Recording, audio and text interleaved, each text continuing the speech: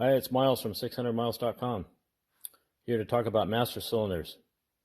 I've been working on master cylinders as long as I've been working on Honda 600s. So I opened my Honda 600 shop in 1981, so at least since 1981, maybe sooner. So I got my first Honda 600 in 1979 when I was 19 years old. So this is the 13/16 master cylinder. And you can see it's marked right here on the side, 13/16. After you clean off the dirt and whatnot. It's got a circle around it with the 13/16 in the center of the circle. And the other one is 3/4 inch. And that would be this one here. And this one's easy to see. It's right on the side, 3/4 inch. And then they made two different size 3/4 inch master cylinders. So the difference in the 3/4 master cylinder innards is the pistons. So these two pistons are the 3/4 by 5. And these two pistons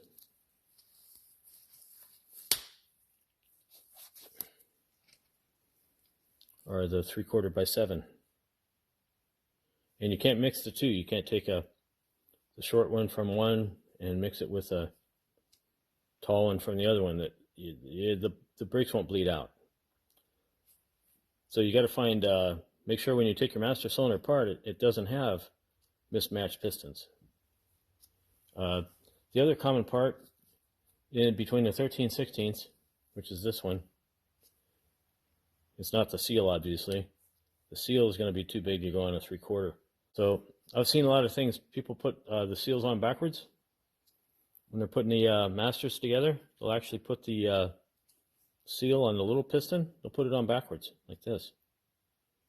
They don't go like that. It's obvious which way they go. So they always face, this one would face this way, and this one would face this way, but not on this piston, because that's the 7mm piston. Goes on this one.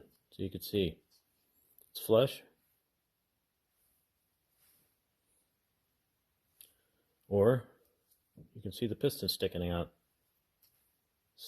past where it's not supposed to be.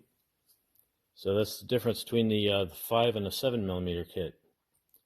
Now these pieces are different between the 3/4 inch and the 13/16, but this one, which is the piston retainer that goes on the one that goes all the way at the back here, this fits either the 13/16 or the 3/4 inch. Now I don't have a 13/16 small short spring here to show. Somehow they've all vanished.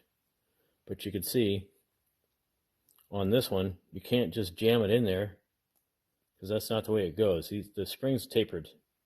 So when you're putting it together and you put this piece in, the screw goes through there, the short screw, and it screws to the piston, the little piston, with the seal, and then this special washer. And the 13/16 is obviously larger. So the only piece that's interchangeable between the 13/16 and the 3/4 is the retainer and the short screw and the long screw. And those are all the pieces. Of course, the washer is also interchangeable, but that's about it. All right, so let's assemble the pistons with the new seals. I like to use my brake assembly lube, and then I take the big piston and I lubricate, put some on the piston, and then you want to put it on the seal as well. Well, I do anyway. Put it on one side and then squeeze it over. It's easier if you're not wearing gloves, but if you are, then you just pop it on just like that. That's one. And then I forgot to mention in the previous, there is a shim that goes on before the seal. So you put the shim on before the seal, and then set the seal on. And then this piece, you might see one side is larger than the other, so it's going to fit on this way. It's not going to fit on this way. So make sure it's on the correct way. You get the long spring and you set it on, and then you'll see there too, one side is tapered, and it takes the plain part and the long screw. So you just set that together like that and hold it real well while you're tightening it, or it may fly away on you.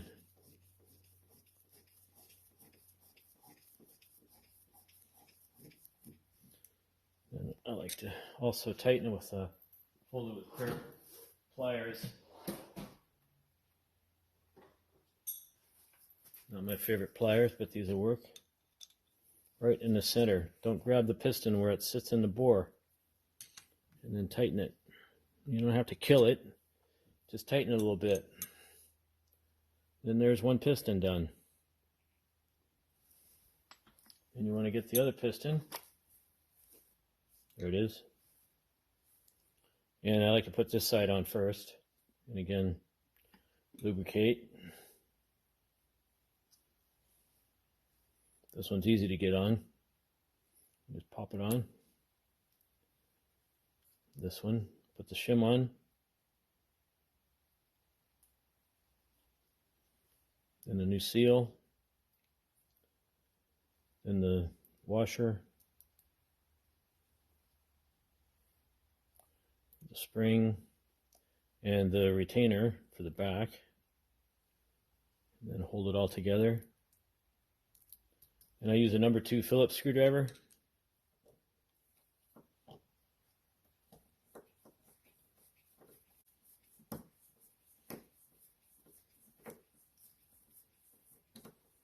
And the same thing with the pliers, right in the center. Never grab the part where it touches the bore. And then tighten it a little bit more. And that's done. You set that over there, and then you go ahead and put the body together. All right, continuing. So you got the bare body, you've had it sleeved, and it's all cleaned. Preferably wash it, soapy water, and then blow it out. You'll have to put these in. You don't need any sealant on them. They're tapered. They're pipe tap. Put one on each side. Here we go. So you tighten one in, and you tighten the other one in. And these are 14 millimeter, but I like to use a 9/16 wrench. You just tighten them up until they stop.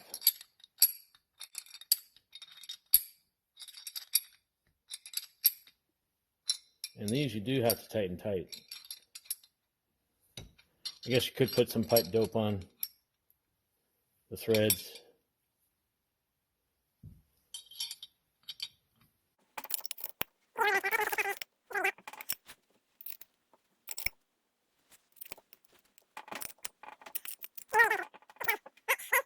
I like to put the check valves on, and I don't build a master cylinder unless I put in new check valves. And here's the part number. It's from a Honda S800, and they used them in the S800 and a lot of motorcycles, and the N600, the Z600. These are used in a lot of different master cylinders throughout the years. So anyway, you take the spring, and all you have to do is just set it in there and push, and it goes in. You take the other one and push it in.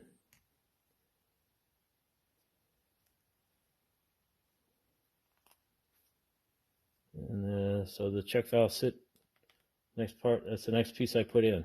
You just set it in top here. And you set the other one over here. And you use the new washers out of the kit. And I ran out of gold-plated union nuts. So I powder coated some, so they're just clear over the natural. And let's see, need one of these washers. This washer goes on the F, which is this one. And it just sits in there. I put the round side toward the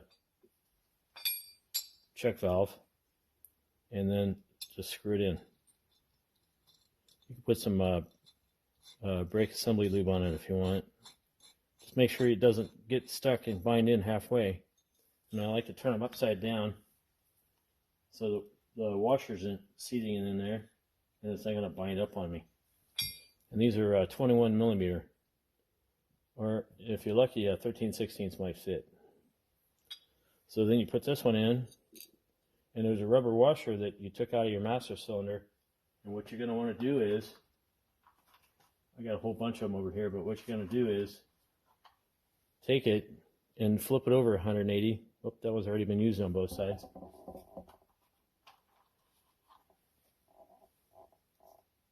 Yeah, this one's not. See the indentation in it where the check valve's been sitting. And then what you're going to want to do is then flip it over and just stick it right to the back. And this one's already cleaned. I must have cleaned a bunch of them and stuck them back in the parts bin. So you just set it on there like that.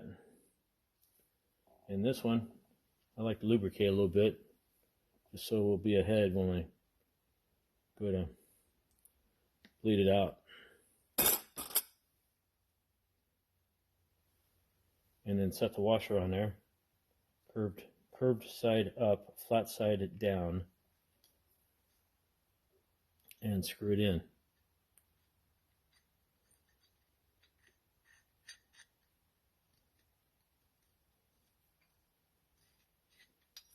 And same thing, I like to flip it upside down so that the washer is against the union nut. You know, it's not going to bind up sideways because these union nuts have a raised area on them here. You see right there,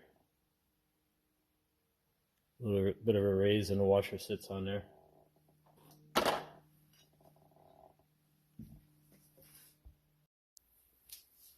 All right, so here's how to put the master cylinder pistons in.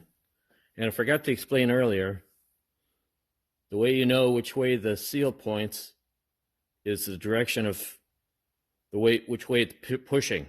So the seal on the bottom is pushing down, so the seal always goes away from the piston, so that the cup goes up instead of down, because then you'll be putting it together backwards. This one might be confusing because one's pushing one way and one's getting pressure from the top. So it's pushing the other way, but the bottom of the cup always goes towards the piston, so the expanded part is to the top.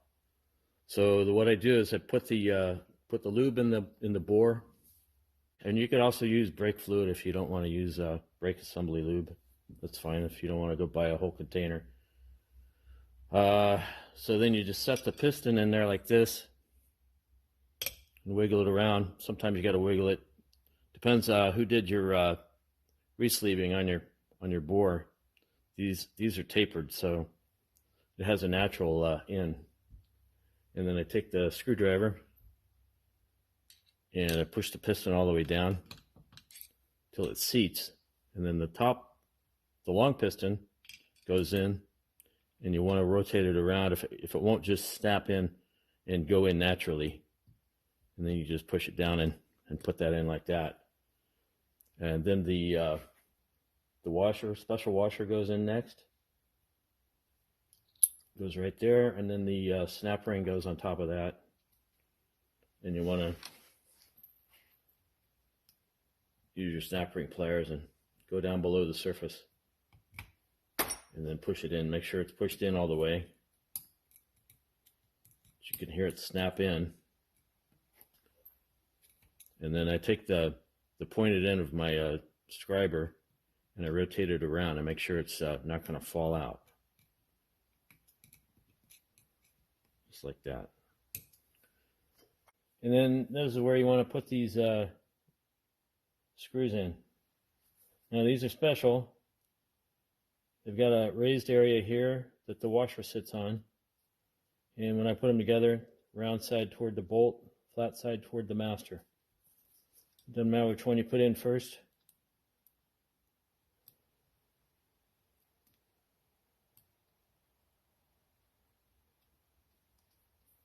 Just tighten them in. And these, they seem like they take a lot of torque, but I don't know what the torque setting is on them. I just put them in until they're tight. You just don't want to kill them because it's only a 6mm thread and it's aluminum, so you want to kill it. Use a 10mm wrench.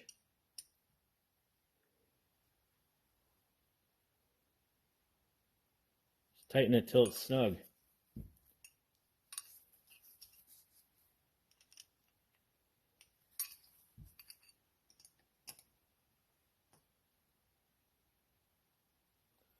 All right, then you go find your bleeders.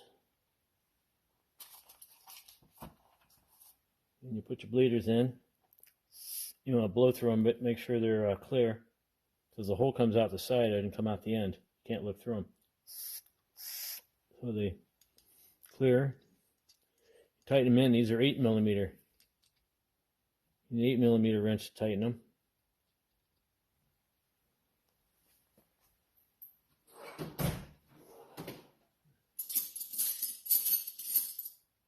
There's an 8.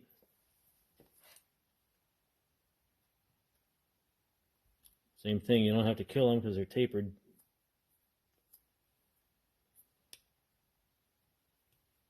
Tighten them until they stop.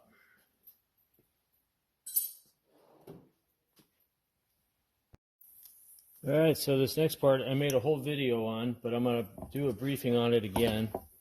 To test these switches, you get a cheap air blow gun, you take the tip out, and this is the exact same thread. And these are tapered as well, so it makes a nice seal. And you screw one in, and then you go to an ohm meter. I got a Radio Shack one, and I like to put it on the setting where when you test it, it makes a tone. You can also watch the needle move, but it's more fun with the tone. And then I stick the one lead in each of these. And then when the sound goes off, you know the switch is good. So this is the way they normally look when you take them out of the master. They're all disgusting and dirty. And then you run them on the wire wheel. All right, here it is. Just cleaned it. I use this wire brush over here on my yeah, there it is. Screw it into the air blow gun. Puts 2 leads in it.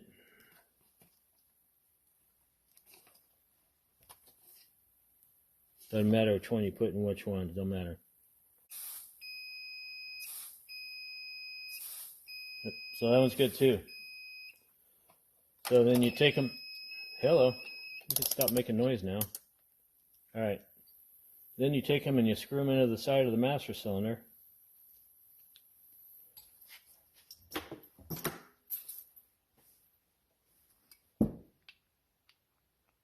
And don't forget they're tapered. And not only that, but they don't go straight in. They go in at an angle. I don't know if you can see that, but straight in would be this way, but they go in at a slight angle, so don't be worried when they start going up in crooked, as long as they keep going in. So put those in, and then the way I tighten these is I go to my hydraulic press, and I set it up in my hydraulic press vertically like this, and I put the pressure on it, and then I'm able to tighten these fittings really well. This one, that one, and that one. And then I pressure test it. Bench pressure test it with a screwdriver and some spit. And I'm not kidding, spit. So here it is in my hydraulic press. It's already tightened down. I use a 21mm socket. Tighten it up.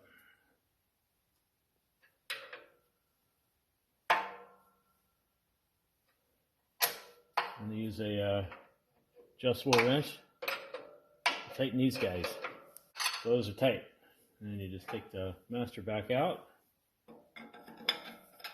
You could use a bench vise. You don't have to have a hydraulic press. I like using a press because it doesn't leave any grip marks. There's no bite marks on the master cylinder when you're done. And then you go bench test it. Here's how I bench test my master cylinders after I rebuild them.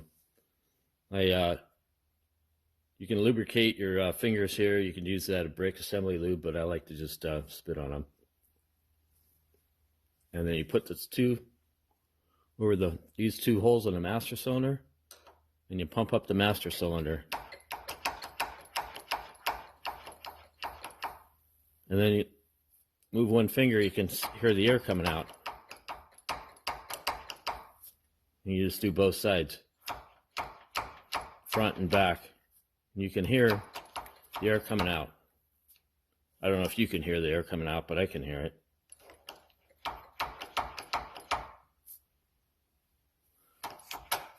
So that's done. That's the way you pressure test the master cylinder before you put it on the car.